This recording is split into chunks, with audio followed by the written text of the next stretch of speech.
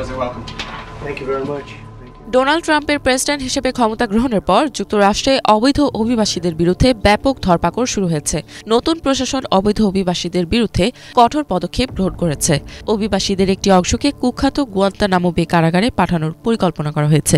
এছাড়া সম্ভাব্য কয়েদিদের জন্য কারাগারের ধারণ ক্ষমতা বাড়ানোরও নির্দেশ দেওয়া হয়েছে। গত বৃহস্পতিবার বিবিসির একটি প্রতিবেদনে এই খবর জানানো হয়।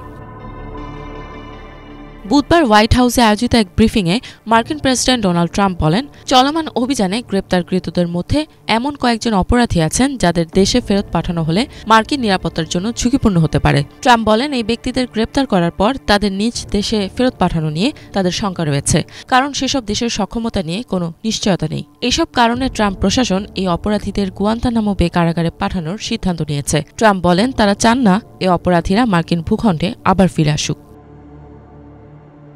অনেকেই হয়তো চিন্তা করছে নতুন কয়েদিদের জন্য কারাগারে জায়গা হবে কিনা। তিনি জানান, গুয়ান্তানামো বের ধারণ ক্ষমতা বৃদ্ধির জন্য পেন্টাগন এবং হোমল্যান্ড সিকিউরিটি বিভাগকে নির্দেশ দেওয়া হয়েছে। এই উদ্যোগের অংশ হিসেবে কারাগারে অন্তত ৩০,০০০ নতুন শয্যা যোগ করা হবে। ট্রাম্প এ বিষয়ে একটি নির্বাহী আদেশে সই করেছেন।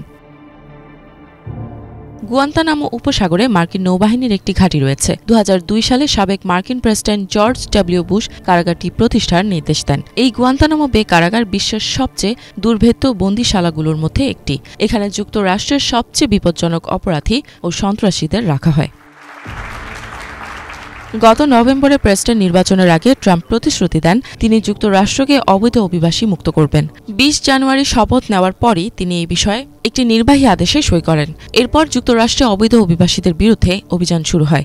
এখন পর্যন্ত টেক্সাস ও নিউ জার্সি অঙ্গরাজ্যে যৌথ বাহিনী অভিযান চালিয়ে হাজার হাজার অবৈধ অভিবাসীকে গ্রেপ্তার করেছে। প্রশাসনিক সূত্রের তথ্য অনুযায়ী অন্তত ১ লাখ অবৈধ অভিবাসীকে গ্রেপ্তার ও তাদের দেশে ফেরত পাঠানোর উদ্দেশ্যে এই অভিযান শুরু হয়েছে। মঙ্গলবার নিউ ইয়র্ক শহরের কুইন্স ও ব্রঙ্কস এলাকার বিভিন্ন স্থান থেকে অন্তত ২০ জনকে গ্রেপ্তার করেছে ইমিগ্রেশন অ্যান্ড কাস্টমস এনফোর্সমেন্ট। এদের মধ্যে একজন বাংলাদেশি নাগরিকও ছিলেন। তিনি সিলেট জেলার বাসিন্দা। তার ভাই জানান, ভোর ৬টা নাগাদ দরজায় জোরে ধাক্কার শব্দ শোনা যায়। এরপর বাসার সবাই ঘুম থেকে উঠে দরজা খোলেন।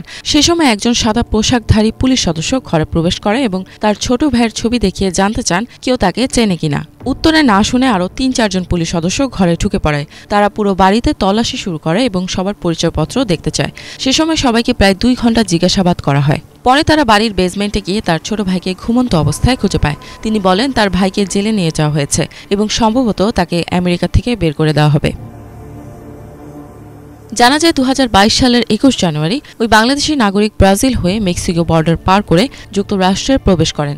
এরপর তিনি নিউ ইয়র্কের জ্যাকসন হাইটসে পরিবারের সাথে এক বাড়িতেই থাকতেন। তবে কাগজপত্র না থাকায় তার নিয়মিত কাজ করা সম্ভব হয়নি। তাই খণ্ডকালীন চাকরি করে জীবনযাপন করতেন। জানা গেছে যুক্তরাষ্ট্রে এক সপ্তাহে প্রায় ৩,৫০০-এর বেশি অবৈধ অভিবাসীকে গ্রেপ্তার করা হয়েছে। ইফাত জাহান, বাংলাভিশন।